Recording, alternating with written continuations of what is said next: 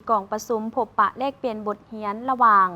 สหพันธ์กรรมบาลนครเวียงจันทน์และสหพันธ์แรงงานนครหลวงฮานอย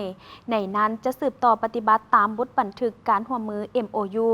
ที่ได้ลงนามกันผ่านมานั้นให้นับมือนับเลิกซึ่งกว้างขวางหลายขึ้นกว่าเก่าการพบปะได้จัดขึ้นในวันที่ 16 ธันวาคม 2025 อยู่ที่ห้องว่าการนครเวียงจันทน์โดยการเข้าร่วมของสหายนางสุมาลีธรรมวงศ์ประธานสหพันธ์กรรมบาลนครเวียงจันทน์และสหายนางเงวียนทิทุทุยรองประธานสมาพันธ์แห่งงานนครหลวงฮานอยพร้อมด้วยคณะทั้งสองฝ่ายเข้าร่วมในโอกาสดังกล่าวท่านนางสุมาลีธรรมวงศ์ได้รายงานโดยย่อสภาพรวมอยู่นครเวียงจันทน์ในระยะปี 2025 พร้อมทั้งได้รายงานถึงการจัดตั้งปฏิบัติเวียกงานของสหพันธ์กรรมบาลนครเวียงจันทน์ซึ่งประกอบมีคณะบริหารงาน 39 สหายหญิง 9 สหายมีคณะประธาน5 สหายมีพนักงานกรรมบาลอาชีพ 74 สหาย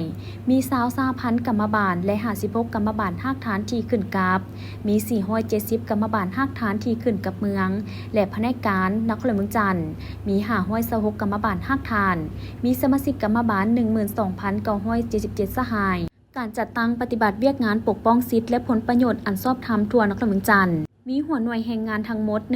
1,817 แห่งมีกรรมกร 52,321 คนในระยะผ่านมาเพื่อปกป้องสิทธิผลประโยชน์อันชอบธรรมของกรรมกร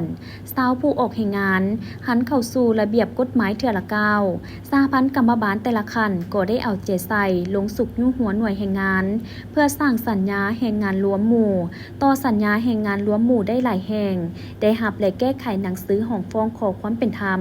เกี่ยวกับข้อขัดแย้งแรงงานในหลายกรณี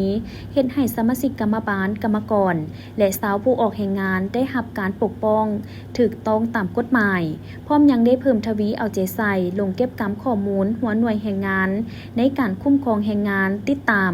กวดกาการปฏิบัติค่าแรงงานขั้นต่ำอยู่บรรดาหัวหน่วยโรงจักรโรงงานต่างๆนอกนี้ยังได้เอาใจใส่เวียกงานความปลอดภัยแรงงานเวียกงานนโยบายโดยได้สั่งตั้งกองทุนช่วยเหลือซึ่งกันและกันเพื่อปฏิบัตินโยบายแก้ไขความยุ่งยากให้แก่สมาชิกกองทุนในเวลาเจ็บเป็นนอนห้องหมอแต่งงานเกิดลูกปิ่นป่วยยาวนานเกิดอัคคีภัยกรณีเสียชีวิตซึ่งมีสมาชิกกองทุน 7,724 คนบนพื้นฐานสายพัวพันมิตรภาพอันยิ่งใหญ่ความสามัคคีแบบพิเศษและการร่วมมือหอบด้านระหว่างลาวเวียดนามเว้ารวมว่าเฉพาะนครเวียงจันทน์และนครหลวงฮานอยได้ก้าวเข้าสู่หลวงเลิกถึงแม้นว่าสภาพภาคพื้นและสากลจะมีการเปลี่ยนแปลงผันแปรไปแนวใดก็ตามสหพันธ์กรรมบาลนครเวียงจันทน์จะบ่มีการเปลี่ยนแปลงการร่วมมือกับสหพันธ์แรงงานนครหลวงฮานอย